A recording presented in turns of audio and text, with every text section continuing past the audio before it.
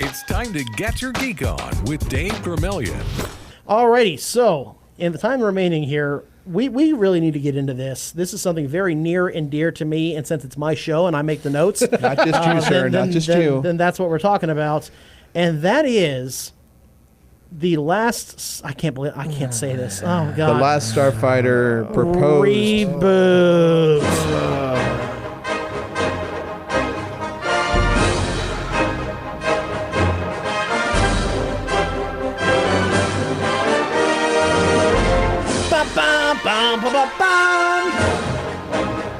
Alrighty.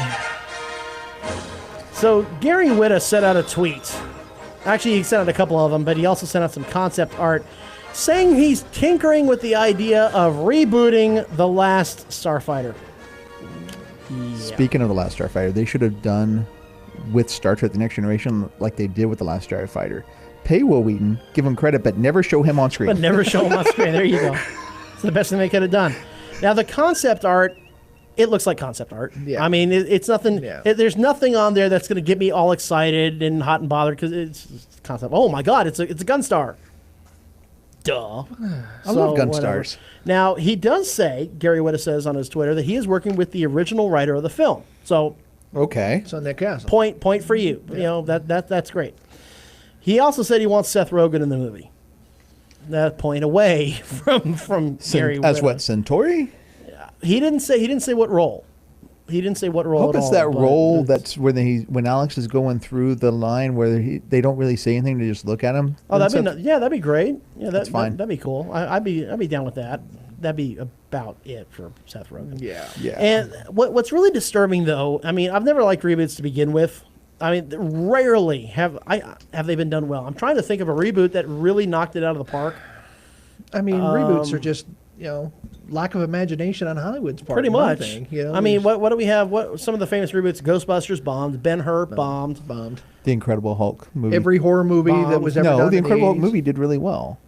Yeah, but not Hulk. No, that movie was crap. Oh, okay. But the Incredible Hulk with Edward Norton. Amazing Spider-Man. Spider-Man: Homecoming. Well, that wasn't really a reboot. Yes, it was. No, not really. Where was the origin story? There wasn't one. Well, yeah, there you go.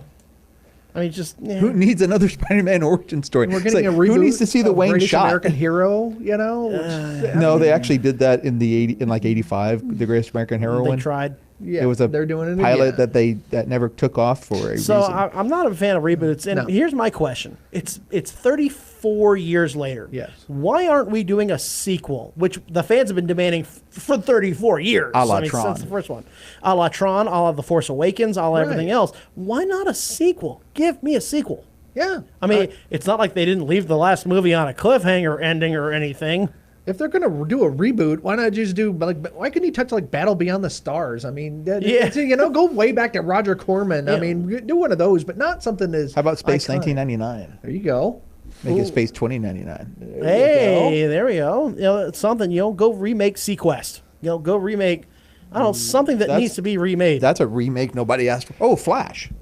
The Flash reboot. He'll save everyone. I guess so. Flash. Yeah. No, Flash. You got the Flash. 1990. The Flash. And then and they're even using some of the characters in there. So they've used actors. 4. So I just not make it a sequel. There's so much to be done with a sequel. Right. You have Zur, who is now going to be 30-something years older because he escaped from the last one. Sure. Mm-hmm. You have rebuilding the Starfighter Legion, so we can now see what that is. Alex getting homesick at some point, and saying, man, it'd be nice to go see Earth again. I wouldn't be homesick of that trailer park, man. Well, you're always homesick for home. I mean, it's home. Well, okay, maybe not fixing the antennas and fixing. Well, Alex and Maggie, we're going to find that story just keeps going. Yeah, yes. I mean, certainly they have to have had kids at some Right. point along and the it's way. probably going to be his child is going to be the next son of Starfighter. Maybe yeah. the next Starfighter. There you go. The next. Oh, hey, that'd be a good title. Yeah. Instead, no, I don't know because the last time they did Next, the next Karate Kid just didn't pan out well. Ooh, yeah, that was the one with $1 Million Baby. What was her name? Hilary Swank. Yeah. But then the one where they Ouch. decided to do The Karate Kid didn't do so well either. Was it with Jaden That's Smith? Jaden Smith. Yeah. Yeah. But definitely a sequel compared to a reboot would be great. Now, we came down with our own cast. Right. We sat down and thought this over, and we came up with some concept art of our own, by the way. You can see our movie poster at facebook.com/GYGO radio.